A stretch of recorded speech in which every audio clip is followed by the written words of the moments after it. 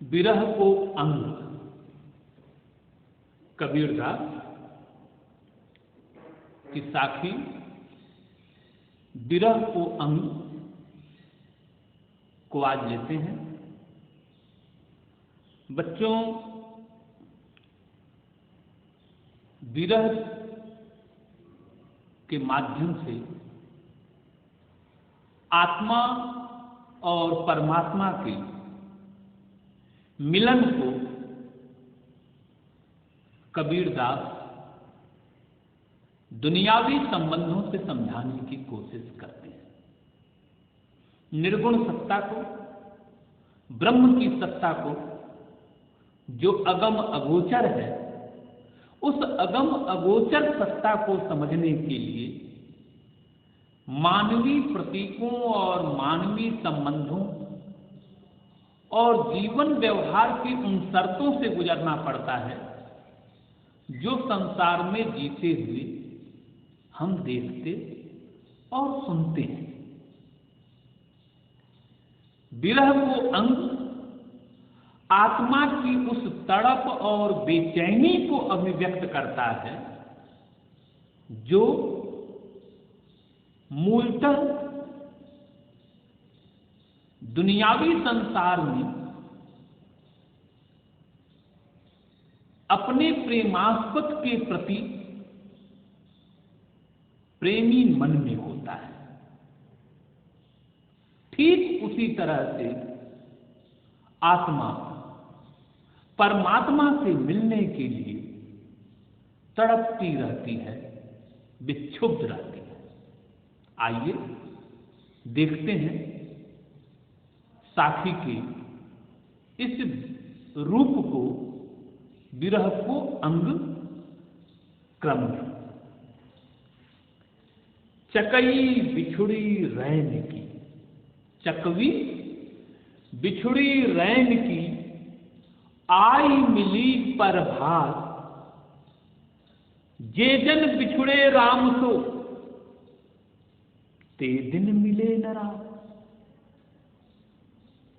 चकवी और चकवा के बारे में ये मिथ है, ये कथन है कि रात में अलग हो जाते हैं चकवी और चकवा। जब मिलन का समय होता है, उस मिलन के समय में चकवी और चकवा अलग हो जाते हैं और आई मिली प्रभात, पर सुबह होते ही ये जोड़े मिल जाते हैं। पर जो जन बिछुड़े राम से, जो राम से बिछुड़ जाता है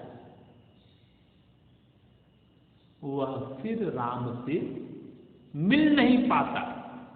ते दिन मिले न रात, वह न तो दिन में मिल पाता है न रात में मिल पाता है। राम से बिछुड़ने का मतलब चकवी और चकवे के बिछुड़न की तरह नहीं है। जो जन राम से दूर हो जाते हैं, राम से बिछुड़ जाते हैं, वो न फिर राम को दिन में पाते हैं न रात में पाते हैं। बहुत दिनन की जोवती, बहुत दिनों से तुम्हारा इंतजार कर रही है। जीव रूपी आत्मा कह रही है कि मैं बहुत दिनों से तुम्हारी प्रतीक्षा कर रही हूं। बहुत दिनन की जोवती, बाट तुम्हारी राम। हे राम, हे परम पिता परमेश्वर, हे मेरे ईश्वर, हे मेरे आराध्य, मैं बहुत दिनों से आपके रास्ते को एक टक देख रही हूं कि आप हमारी दुनिया में आएंगे। जीव तरसे तुझ मिलन को, तुमसे मिलने के लिए मेरा जीव तड़प रहा है, बेचैन। मन नाही विश्राम, जब तक जीव का परमात्मा से मिलन नहीं होता तब तक मन को शांति नहीं मिलती, विश्राम नहीं मिलता। मैंने क्या किया तुम्हारे लिए? यह तन जारो मत करो, धू धू कर मैं जलती रही, और जलने से, मेरे जलने से जो राख बनी, उस राख की स्याही बनाकर, हे प्रभु, हे राम, मैंने आपको पत्र लिखा, पाती लिखी। लिखो राम का नाम, राम का नाम मैं अपने अस्तित्व को, अपने अस्तित्व की राख बनाकर लिखता चला आ रहा हूं। क्यों? राम को पाने के लिए। लेखन करो करंक की, करंक मतलब हड्डियां, अपनी हड्डियों से मैंने लेखनी बना डाली। लिख लिख राम पठान, मैं लिख लिख कर राम के पास भेजती रहती हूं, ताकि किसी दिन मेरे राम को मेरी सुधि तो आएगी, और आत्मा परमात्मा से मिलकर परम आनंद की अनुभूति को करेगी। हंसी हंसी कंत न पाया, हंसते हंसते कोई अपने प्रिय को, अपने प्रेमास्पद को नहीं पाता। ईश्वर से मिलन का रास्ता श्रम साध्य है, साधना जनित है, और परम साधना की संस्कार से ईश्वर का, परम पिता परमेश्वर का, परमात्मा का साक्षात्कार किया जा सकता है। परमात्मा को पाने के लिए, जानने के लिए कोई ऐसा रास्ता नहीं है कि सीधे आपने कदम बढ़ाया और आपको राम परमात्मा मिल गया। परमात्मा से मिलन के लिए कठिन साधना से गुजरना पड़ता है। हंसी हंसी, हंसते हंसते परमेश्वर कंस पति नहीं मिलता। हंसी हंसी कंस न पाया, जिन पाया तिन रोज। जिसने भी प्रभु का दर्शन किया, राम के पद को प्राप्त किया, राम को पाया, वह गहरी यातना और गहरे रुदन के बाद, पीड़ा के भोग के बाद राम के रत्न का, राम के नाम का को धारण किया। जो हांसे ही हरि मिले, अगर हंसने मात्र से, हंसते हंसते अगर बहुत आसानी से राम मिल जाते, तो इस संसार में कोई दुखी प्राणी नहीं होता। तो न दुहागिन कोई, फिर कोई दुहागिन, कोई कष्ट में नहीं होता, कोई दुखी नहीं होता। अंत में क्या कह रही है बिरहणी आत्मा? कै बिरहिन को मीच दी। या तो हे प्रभु आकर मुझे दर्शन दो, अन्यथा मेरे जीव को, मेरे बिरहणी जीव को, कै बिरहिन को मीच दे, मुझे मार डालो, कै आपा दिखलाए। या तो आकर अपना दर्शन दो, और यदि तुम दर्शन नहीं दे सकते तो तुम मुझे मार दो। ये रोज रोज का दाखड़ा, रोज रोज का कष्ट, रोज रोज का असह दुख मैं और नहीं सह सकती। कै बिरहिन को मीच दे, कै आपा दिखलाए। 8 पहाड़ का दाखड़ा मोसो सहा न जाए। ये 8 पहाड़ का कष्ट मुझसे सहा नहीं जाता।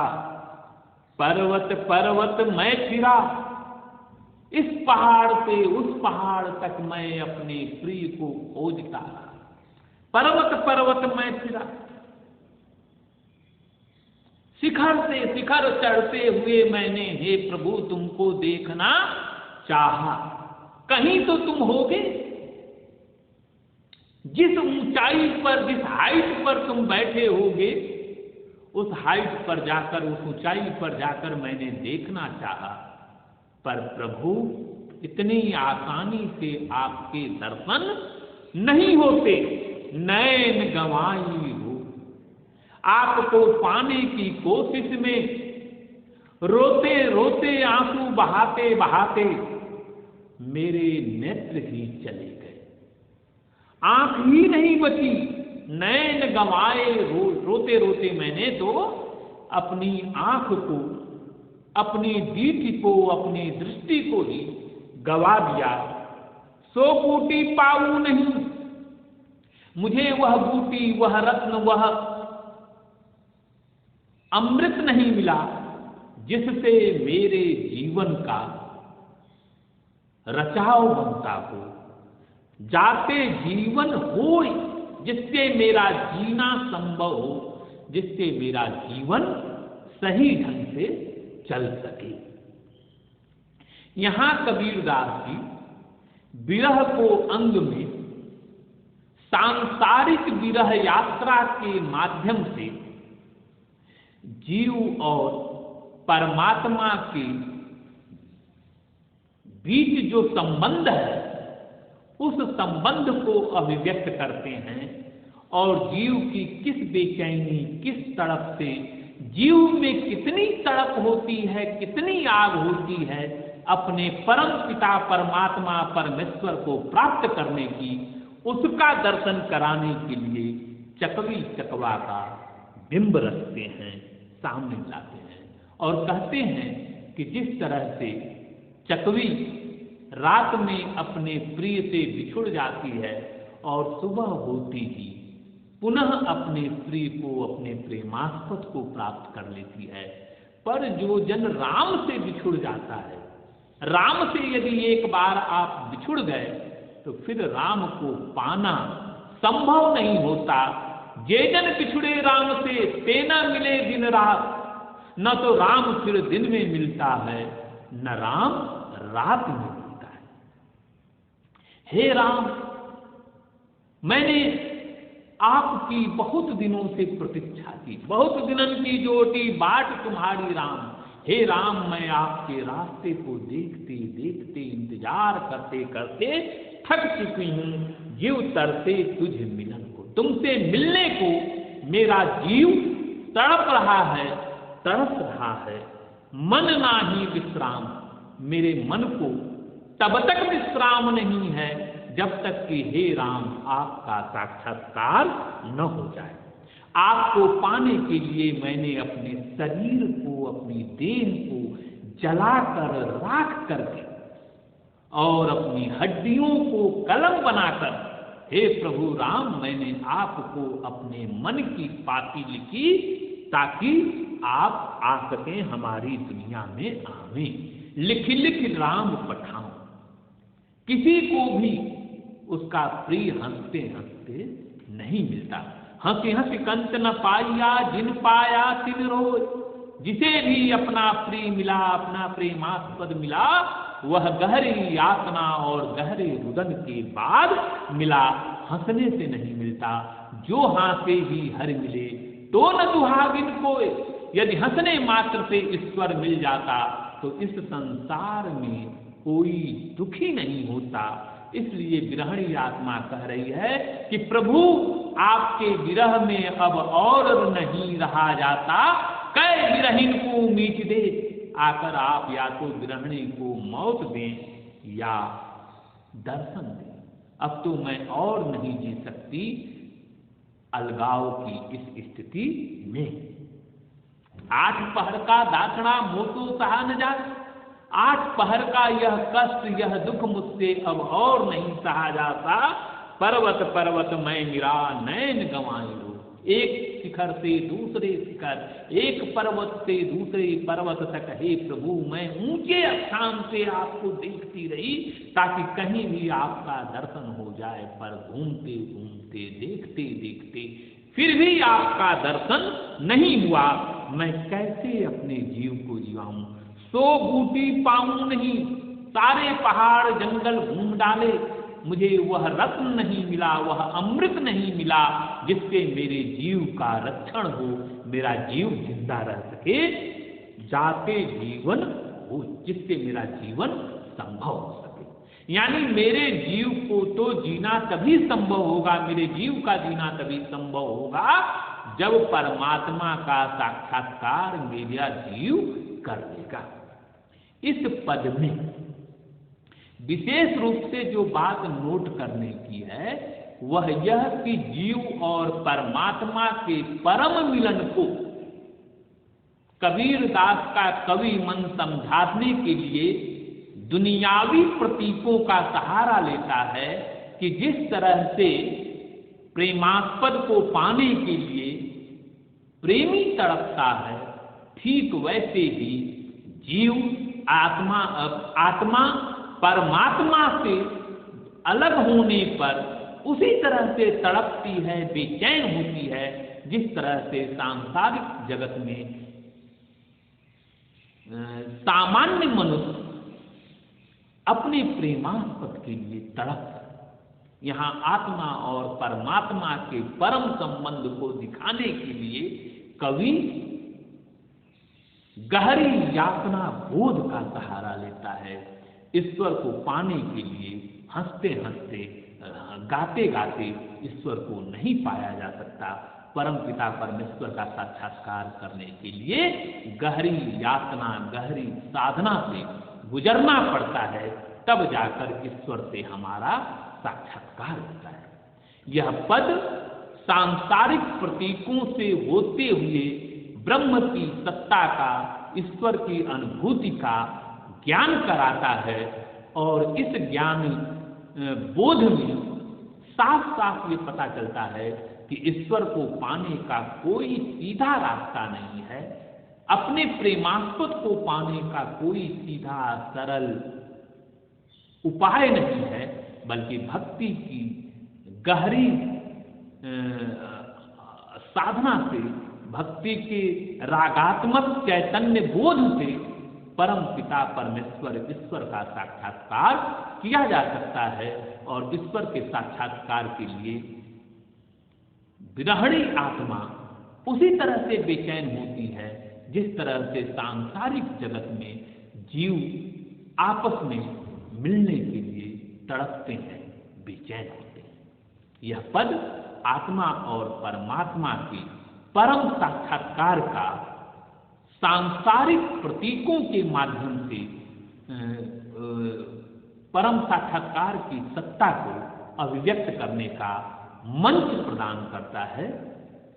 इस तरह से आत्मा और परमात्मा के परम संबंधों को हम पद दोहे के माध्यम से, साखी के माध्यम से साक्षात्कार कर सकते हैं। और यही कबीर की कविता की ऊंचाई है कि दुनियावी संबंधों से जीव और ब्रह्म के मिलन को कबीर दास और उनके समान धर्मा निर्गुण भक्त कवि साक्षात्कार कराते हुए हमारे समक्ष आते हैं।